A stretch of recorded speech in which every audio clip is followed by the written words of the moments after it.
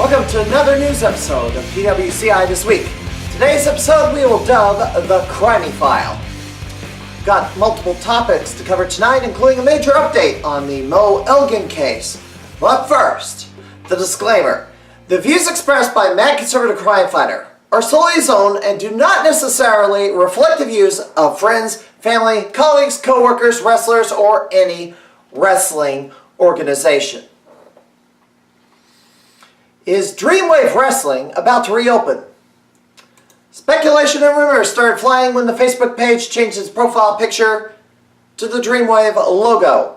Before then, the Dreamwave Facebook page was promoting All-American Wrestling events held in LaSalle at the KC Hall. However, now that AEW has left LaSalle, and the owners of the KC Hall have stated they no longer want to host wrestling events there.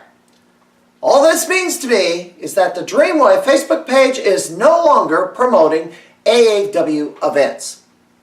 Right now, there's no real evidence that Jay Repsol, Central Illinois Pro Wrestling Hall of Famer, is looking to reopen Dreamwave, as much as fans would love to see it happen. If you've seen evidence that suggests otherwise, post a comment below on what you have seen.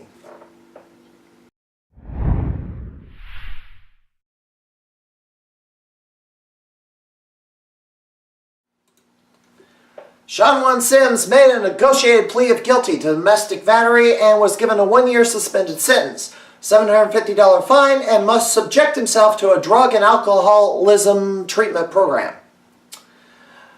Given the circumstances of this case where he beat his wife with a pool stick and having been a previously convicted felon, some suggest his punishment was pretty light. However, Sims was spotted and photographed inside a bar over the weekend in clear violation of his plea deal. He is set to return to court to prove compliance with the plea deal on July the 30th. We did learn Sims tried to strong-arm his way into being booked at the last Midwest Impact Pro Show, but after a show of force, he had no choice but to leave.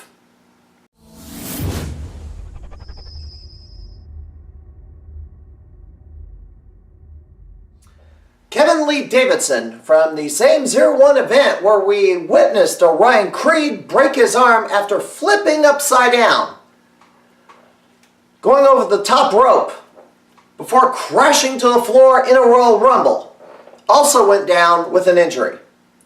KLD needed surgery to reattach his bicep tendon to his left elbow after having to help catch Savannah Stone, who did a suicide dive in a 3-way tag team match. He teamed with Danny Adams against Stone and Jake Garvin and the Lowlives for the 0-1 Midwest Tag Team titles. The Lowlives won, of course. KLD will be out for 4 to 5 months. Get well soon.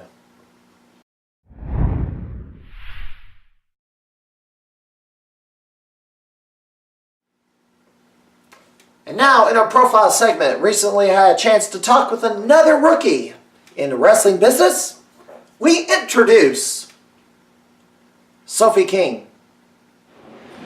On PWCI This Week, we make it our policy to give the new talent in the area some valuable, priceless FaceTime in front of a camera, so the fans get to know them and will be influenced to want to buy a ticket to come see them. Today, we're talking with Sophie King. And you've been active as a wrestler for about how long now? It's been about almost a year, 11 months. It'll be my anniversary next month. Now, who did you train with to become a wrestler? I've trained with Michael Elgin down in St. Louis. And what made you want to become a professional wrestler? It's a bit of a long story that starts with me being homeless and wanting to find something that gave me a sense of power, and ended with me throwing girls and tying them in knots. Now, who did you have your first match with? My very first match was with Reign Victoria. It was over in Indiana for IWA Mid-South. She won. I was murdered. You were murdered? Really fun. You were murdered. Oh, she put me through the mat. She took me down. She's usually running from her opponents, but not When like being overly aggressive. When you're new, and sometimes experience wins out over youthful enthusiasm. Now, so far, you've been through your rookie year. It's about getting close to the end of the rookie year. What were your impressions of how things have gone and your impressions of wrestling in general? Wrestling is my favorite thing on the face of the earth. These past 11 months haven't changed that. They've only made that love more strong and borderline obsessive. I've met a lot of really, really phenomenal people through traveling north, south, east, west, all over the place. And I found out that there's just a lot of weird kids like me that just love this so much like I do, and that's been the most valuable thing that I've found in the past almost a year now. Now describe your character. Sophie, myself, I'm a bit of a bruiser. I'm a bit thicker than most girls that I run into, and I use that to my advantage through heavy strikes, a lot of throws, and a bit of technical knowledge on the ground, tying girls into pretzels. And you wielded a sledgehammer for a while. Could you describe what that was about there? So I needed to send a message to Savannah Stone, and that message was that I am fully capable of breaking stone. And towards the end of last year, right around the fall, I was capable of doing that. I did beat her in a match down in St. Louis. Now, who are your favorite opponents so far? It's pretty early in your career, so... Some of my favorite people to fight with have actually been people that I haven't had matches in front of crowds with. Dynamite Dee Dee from Florida is my favorite person I've ever gotten into the ring with. She's a lot of fun, she's really vicious, and she's definitely somebody to look up if you've got some spare time and a connection to YouTube. Say her name again one more time. Dynamite Dee Dee. Dynamite Dee Dee. Okay, I'll have to look that one up. She certainly is dynamite. Goals for 2019. Well, goals for your sophomore year. I have a goal, and that is 5 new states. I want to put myself in front of new people in 5 new states. Anything else is outside of my control. I can't guarantee that I'll beat somebody for a belt. I can't guarantee that I'll make it with this company or another company, but I can put myself as many places as possible, and that includes going to 5 new states. And we've already marked off Missouri, Illinois, and Indiana. Where the Mississippi, Wisconsin, and Tennessee as well. So you got 6. Yep. Okay. So you got to go Iowa, Nebraska, Kansas. Looks like you've got a match scheduled soon. Well, didn't you go to Kansas? No, I was on the Missouri side for Kansas City. Okay. I think. It was a long drive. Well, if you cross the river, then into another state, then you probably went into Kansas. I couldn't tell you. Okay. I made the trip solo. I just was eyes on the road, and oh my goodness, I was so tired when I got there. Anything very memorable? What was the most memorable moment from your rookie year? I would have to say I got the chance to do a seminar in Chicago with Rise, and I got in-ring time with Mercedes Martinez, who you may have seen in the Mae Young Classic, or anywhere on the independent circuit, really. She's been a huge influence of mine and a huge idol of mine, and getting a chance to pick her brain and work with her one-on-one was... All right. Where can promoters go if they want to bring Sophie King to their promotion? You can find me on Twitter at StopReadNow, STOPREED, and the word now. On Instagram at STOPREED, or I also have an email address, lnh291@gmail.com, that is great for bookings. One last question. Who is Reed and why must he be stopped? Reed is, you can call it my alter ego from my photography days, which are ongoing. Oh, so you got photography? Yes. All right. If they want to bring a photographer. They can go to all the same places. All right. Thank you, Sophie. Thank you. Have a good match. I'm going to try. Right. Coming up, Michael Elgin wins a round in court. Lawyers say he's been cleared of abuse charges. Molly Woodward says the wrestling media got the story very wrong. We'll analyze the latest developments after the break, but first, the weekend schedule. You're watching PWCI this week.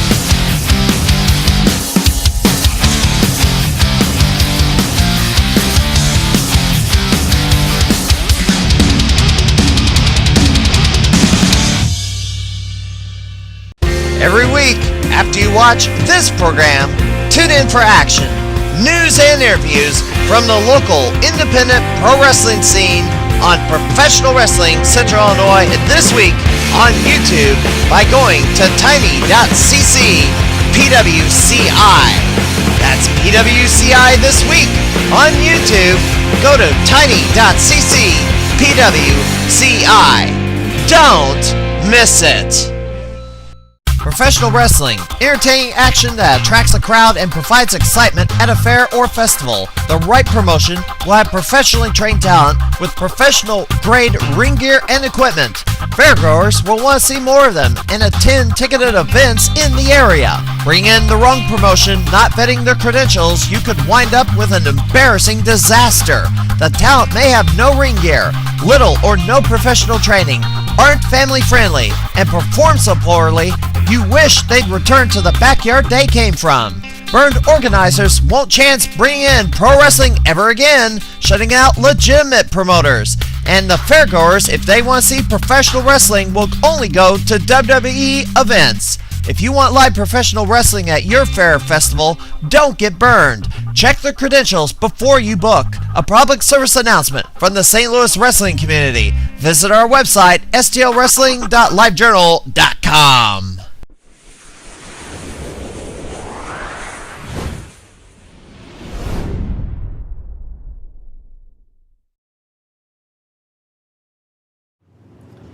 In the latest development in the Michael Elgin versus Molly Woodward saga, Elgin wins a round in court. On Wednesday, February the 6th, Elgin's attorney, J.C. Fabian, released a statement where they stated a judge dismissed the case where claims of abuse by Molly Woodward were made against Elgin on December 17th.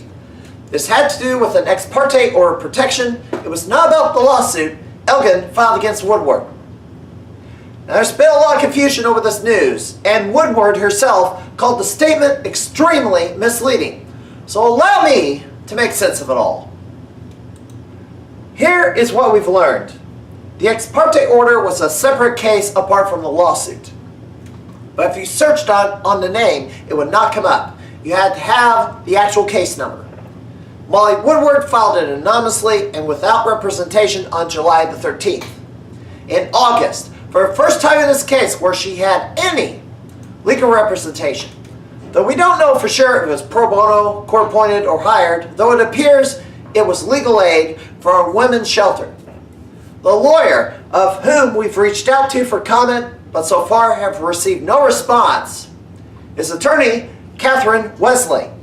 Wesling is an attorney who specializes in domestic violence cases, working for the nonprofit organization Legal Advocates for Abused Women.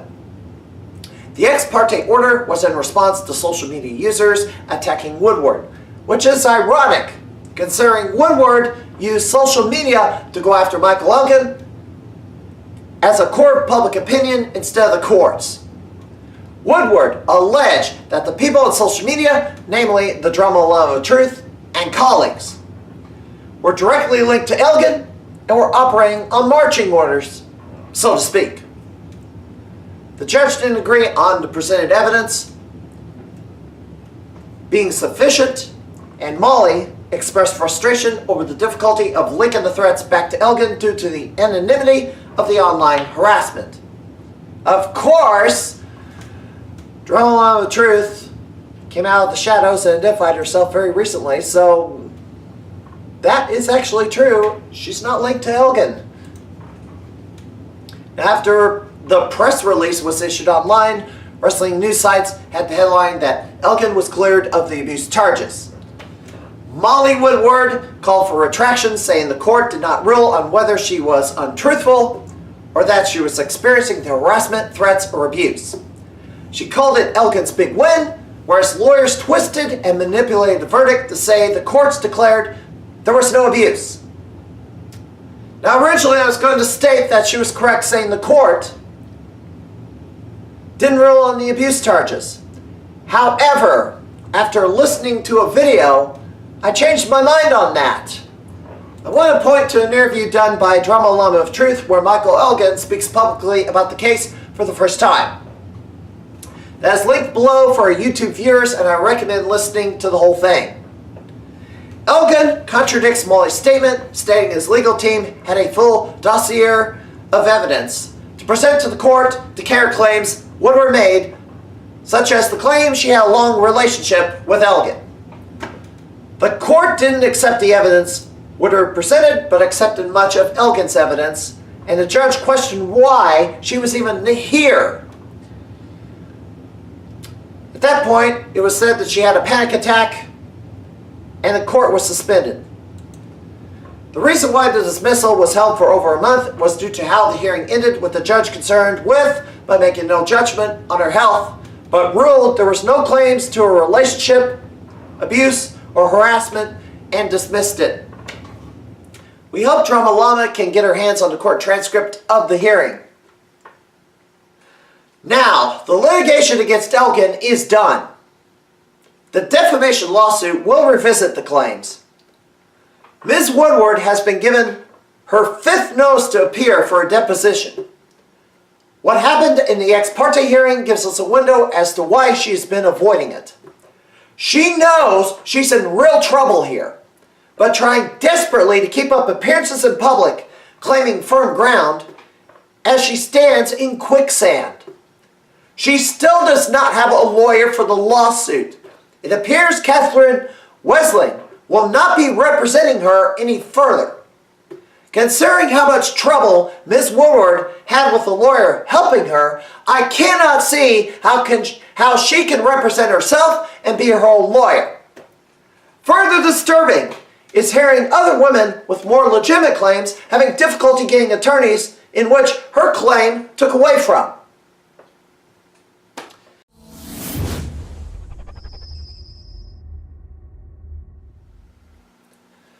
Well, there are a few Twitter comments out there about this matter, and I want to focus on a few of these to respond to forcibly. Susan B. Agony at actually a Kaju said, Michael Elgin out here talking about 2018 was a rough year. Dude, you had over 100 matches, won a CMLL tournament, won the Never Openweight title, and did well in the last G1. What kind of bleep year does this man think he deserves?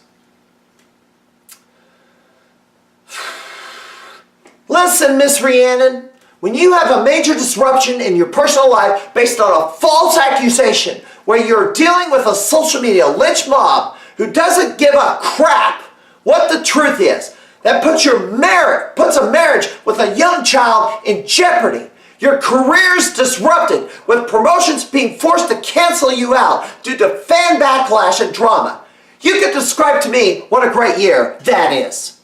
Who the heck are you, ignorant little child, to claim he suffered no damage from this?